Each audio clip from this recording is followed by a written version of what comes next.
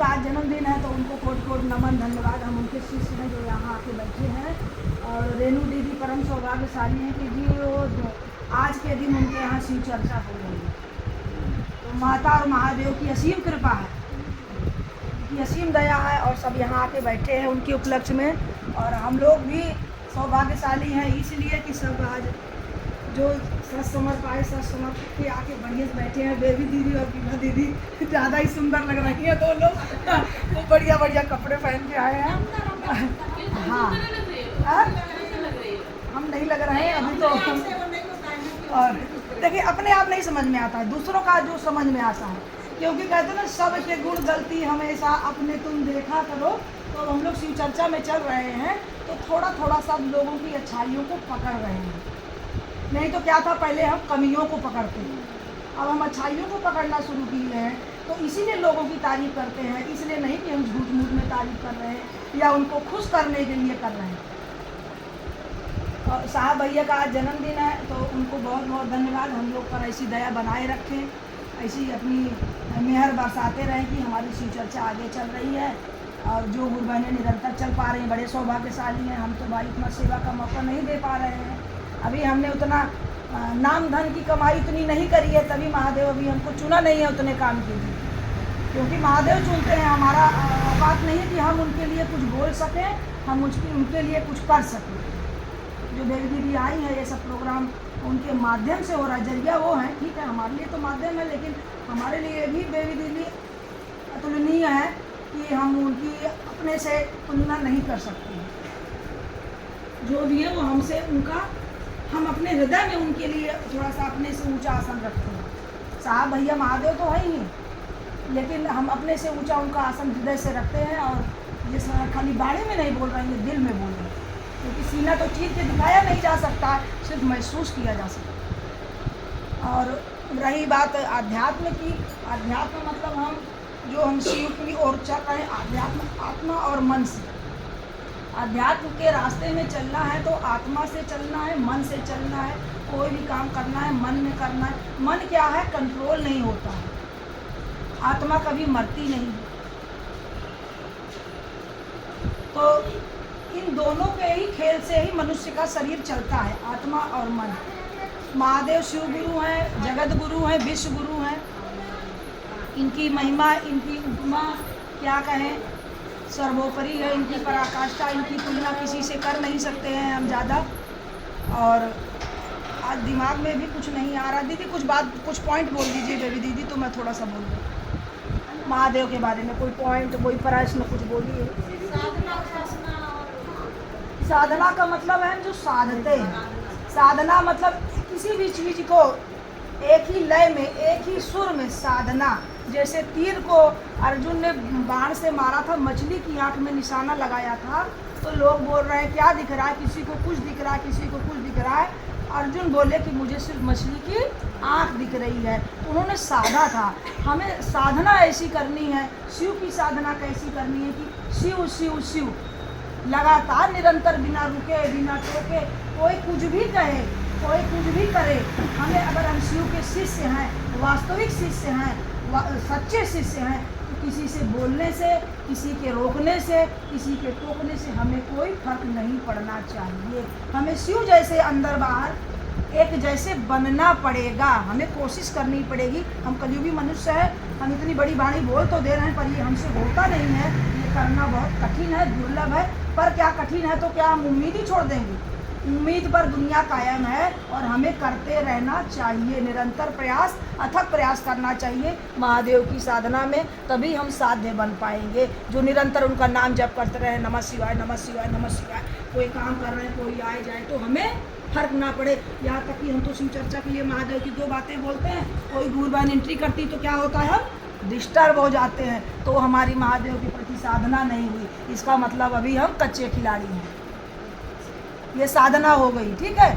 और आराधना क्या हो गया, हम आराध्य देव, हमारे आराध्य देव कौन है? तो देखो पंचदेव को हम पूजा करते हैं। अब माता लक्ष्मी की पूजा करेंगे, सबकी पूजा करेंगे, लेकिन माता लक्ष्मी की पूजा करने के साथ साथ हमें अपने शिव गुरु को नहीं भूलना चाहिए, क्योंकि स्वयं माता लक्ष्मी भी शिव से मांगती हैं कि मेरा भक्त आया है, मेरा शिष्य आया है, हे महादेव, हे शिव गुरु, आप इसको वरदान दीजिए।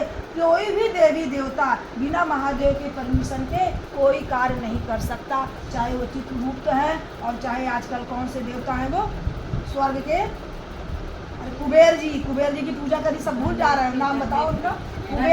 कुबेर जी भी रंक, वो कुबेर जी क्या थे, रंक थे, उनको राजा किसने बनाया, महादेव ने बनाया। तो शिव शिव करके ही, शिव शिव करने से ही और बड़ा हमें लाभ है, और हम परम सौभाग्यशाली हैं कि हम उनको, महादेव ने हमको चुना है। ये आराधना हो गई, हम आराध्य मानकर किसी भी देवी देवता की जो आराधना करते हैं उनको उसकी हम आराधना कहते हैं, पूजा पाठ के माध्यम। आराधना हम शिव को करते हैं तो शिव को ही आराध्य बोलेंगे ना। और अंतर्मुखी से करते हैं, जो किसी का शिव है, किसी की माता है, तो जिसको माने, सब एक जैसे हैं। सब तत्व क्या है, शिव में विलीन है, इसलिए फर्क तो नहीं करना है हमें, किसी से तर्क वितर्क में नहीं फंसना है कि कोई, क्योंकि जब हम कोई भी ग्रंथ को उठा के देखेंगे, कोई पुराण को उठा के देखेंगे, जिसमें देखोगे उनकी बखान लिखी गई है। जैसे विष्णु पुराण है तो विष्णु की बखान, माता भगवती पुराण है तो माता का पुराण, महादेव का है तो शिव पुराण। इसलिए किसी से निंदा नहीं करना है, कोई सामने वाला तर्क वितर्क करे, हाथ जोड़ करके जी जी कर लेना, इसलिए क्योंकि सबकी रचना महादेव ने ही की है। और जो जिस संप्रदाय में, जिस धर्म में, जिस गुरु में, जिस देवी देवता को जो मानता है, सबको ये कहा गया है कि अपने गुरु की निंदा कभी नहीं सुननी है, हमेशा अपने गुरु की बड़ाई करनी है, गुरु से प्रेम करना है, चाहे झूठ में ही करना है, एक दिन वो सत्य हो जाएगा। इसीलिए लोग करते हैं, जब कृष्ण में जाओ तो कृष्ण कृष्ण, राधा में जाओ तो राधा राधा, कोई फर्क नहीं है। वो तो महादेव ने सारा स्वांग तो रचाया, महादेव का है, सारी उनकी महिमा है, ये उन्होंने खेल रचाया है। हम आप क्या जान पाएंगे उनको, हमारे अंदर सामर्थ्य नहीं है हम उनको सोच सकें, विचार सकें, उनके बारे में कोई बोली बोल सकें, उनके बारे में हम कुछ कह सकें। ये हमारी आराधना हो गई महादेव के प्रति। उपासना क्या है, उप प्लस वास, ऊपर वाले का वास हमारे आपके हृदय में हो, और कैसे हो, निरंतर हमें रटन लगी रहे दिन रात, जैसे प्रहलाद ने किया, जैसे मीरा ने किया, उनकी भूख प्यास मिट गई, पर हम क्या कर पा रहे हैं, हम लोग सिर्फ अभी समझने का थोड़ा सा 1% कुछ प्रयास किए हैं, और हम सोचते अरे हम तो परम ज्ञानी हो गए हैं, हम तो इतना बोल ले रहे हैं, हम इतना कर पा रहे हैं। अभी तो हम शुरू ही नहीं किए हैं भाई, अभी तो उस मार्ग में हम चले हैं ABCD सीखने के लिए। जाने कितने जन्म लग जाएंगे, या हो सकता महादेव को दया आ जाए तो क्या पता इसी जन्म में कल्याण। अगर जो इसी जन्म में कल्याण चाहता हो, कहेगा हमें मोक्ष दे दो, तो महादेव बहुत कष्ट देंगे। लेकिन हम फिर क्या करते हैं, शिव चर्चा में चलते हैं तो कई गुरु बहनें कहती है, मैं किसी का नाम नहीं ले रही हूँ, ये सब के लिए सार्वजनिक कही जा रही, कहती मुझे इतना कष्ट आ रहा है, हम शिव चर्चा में नहीं जाएंगे। अरे परमात्मा चाहता है इसका जल्दी जल्दी कष्ट काट दूं, ताकि इसको अगले बार धरती पे ना आना पड़े। पर हम लोग क्या हैं, हमारे अंदर तो सब्र नहीं है, कोई चीज़ बर्दाश्त करने की क्षमता नहीं है, हम मनुष्य है, कलयुगी मनुष्य है, और हम लोग जल्दी घबरा जाते हैं। ये हकीकत है, हो जाता है, मेरा स्वयं का भी हो जाता है। ऐसा नहीं कि मैं बहुत अंतर्यामी हूँ, मैं स्वर्ग से उतरी हूँ, मैं भी इसी धरा की हूँ, और मेरे से भी बहुत पाप होते हैं, मेरे से भी बहुत अपराध हो जाते हैं, जाने में अनजाने में। देखिए शिव पुराण वगैरह में क्या लिखा रहता है कि किंचित किसी के बारे में गलत भावना को सोच लेने से ही हम बहुत बड़े पाप के अधिकारी बन जाते हैं। फिर भी हम बार बार प्रयास करते हैं किसी की निंदा करने के लिए, किसी के बारे में कहने के लिए। हम करते कि नहीं करते, परिवार में, घर में, बाहर। तो इन सब चीज़ों से हमें ऊपर उठने का प्रयास करना पड़ेगा, तब तो हम शिव के शिष्य कहलाएंगे। शिव कैसे हैं, अंदर बाहर से एक है, उन्हें कोई फर्क नहीं पड़ता, सुख का, दुख का, गर्मी का, ताप का, बड़ाई का, मान सम्मान का, कपड़े लत्ते का, भोग का, उन्हें कोई फर्क नहीं पड़ता। अरे ये सब तुच्छ चीज़ें उन्होंने हमें भोगने के लिए दी हैं, तो उनको क्या ज़रूरत है।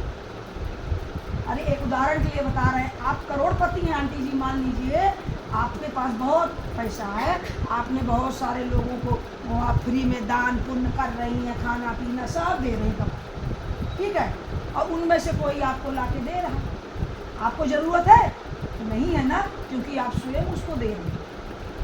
बस थोड़ा सा आपको अच्छा लगेगा कि अरे चलो मैंने इसको दिया ये ला करके, चलो मुझे पूछ रहा है, किसी ने पूछा नहीं। वही काम हम महादेव के साथ करते हैं। हम जो उनको भोग दे रहे हैं, हम जो चीज़ें उनको समर्पित कर रहे हैं, उसके अंदर क्या है? हम उनको वस्तुएं नहीं दे रहे हैं, उसके अंदर हमारे भाव छिपे हैं। परमात्मा हमारे भाव को देख रहा है, माता हमारे भाव को देख रही है। ये सब चीज़ बहुमुखी पूजाएं जितनी भी है, एक तरह से ये सब पंडितों ने भी बनाई है, लोगों के कमाने का जरिया भी है, लोगों को रोजगार चलाने का भी जरिया है। कोई इसको पाखंड बोलता है, कोई कुछ कहता है, जो जिस रूप में मान लो उसी रूप में सार्थक है। क्यों? हमें भाव देने की ज़रूरत है। सृष्टि को चलाने के लिए तो रोजगार करना पड़ेगा ना। फूल वाले के पास जाएंगे फूल खरीदेंगे, पूजा वाले के पास जाएंगे सामान खरीदेंगे, तभी तो बेचारे का रोजगार चलेगा। हम उसके पास जाएंगे, सारे सामान को लाएंगे, उसके माध्यम से पूजा करेंगे, क्योंकि जो दिखता है वो बिकता है। पहले हम बहुमुखी में तो अपने मन को कंसंट्रेट कर लें, एकाग्र कर लें। जब हम जो चीज़ दिखेगा नहीं, हम उसको मानते नहीं, क्योंकि हम चमत्कार को नमस्कार करते हैं। हम सोचते हैं हमें कोई अनुभव होगा, अनुभूति होगी, तभी हम मानेंगे अरे हाँ महादेव है, उसने सपना दिखाया। वरना हम क्या है, मानते नहीं, हमें तो कुछ होता ही नहीं है, हमें तो कुछ पता ही नहीं चलता। हम क्या कहते हैं? यही कहते हैं ना। तो परमात्मा ने इसलिए ये सब चीज़ें बनाई हैं। ये सब करके पहले अपने मन को एकाग्र कर लीजिए। अब हम उतने साल चल चुके हैं, जीवन के 18-20 साल पार कर चुके हैं पूजा भक्ति लाइन में, बहुमुखी पूजा में। तो ये साहब भैया जो पूजा लाए हैं, अभी हमें क्या करना है? अंतर्मुखी बनना है। अब इन सब चीज़ों से हमें छूटना है, क्योंकि अब हमारा शरीर भी नहीं साथ दे रहा है। लेकिन हम इस चीज़ को क्या छोड़ पा रहे हैं? नहीं छोड़ पा रहे। अभी दीपावली में लोगों ने कितने खर्चे किए, सबने किए, मैंने भी किए सामर्थ्य अनुसार। भाई ये ले आए, ये ले आए, ये ले आए, कर रहे हैं ना। तो चलो ठीक है, सबकी जो व्यवस्था बनी है, ये महादेव ने व्यवस्था बनाई है। एक दूसरे के माध्यम से एक दूसरे को मदद मिलेगी, उसका रोजगार चलेगा। हर चीज़ के पीछे कोई ना कोई वजह है, कोई ना कोई लॉजिक है, कोई भी चीज़ निरर्थक नहीं है।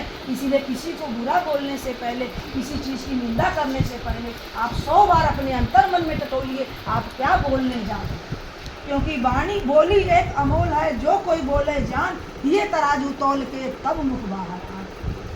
धनुष से छोड़ा गया बाण नहीं जिस तरह लौटता, इसी तरह हमारे द्वारा बोली गई वाणी वापस कभी नहीं आती।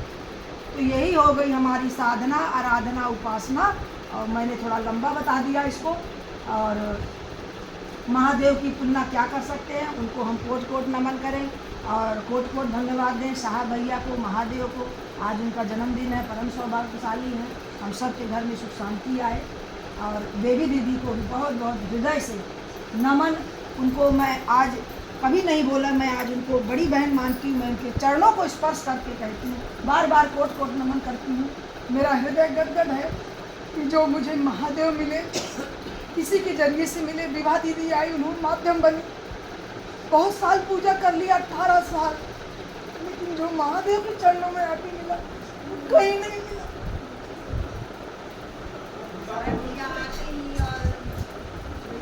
बस मैं अपनी वाणी को यही विराम करती हूँ। ये मैं रो नहीं रही किसी से, मैं कोई दुख को याद करके नहीं रो रही हूँ। मैं अपनी परमात्मा के लिए कर रही हूँ। मैं हृदय से धन्यवाद कर रही हूँ, मैं दिल से धन्यवाद कर रही हूँ। क्योंकि मैं अपना सीना नहीं दिखा सकती, मैं चीर के नहीं दिखा सकती, पर मेरे अंदर में है जिसके लिए आज मैं वो मुख तक बाहर ला रही हूँ। बस मैं अपनी वाणी को यहीं विराम देती हूँ।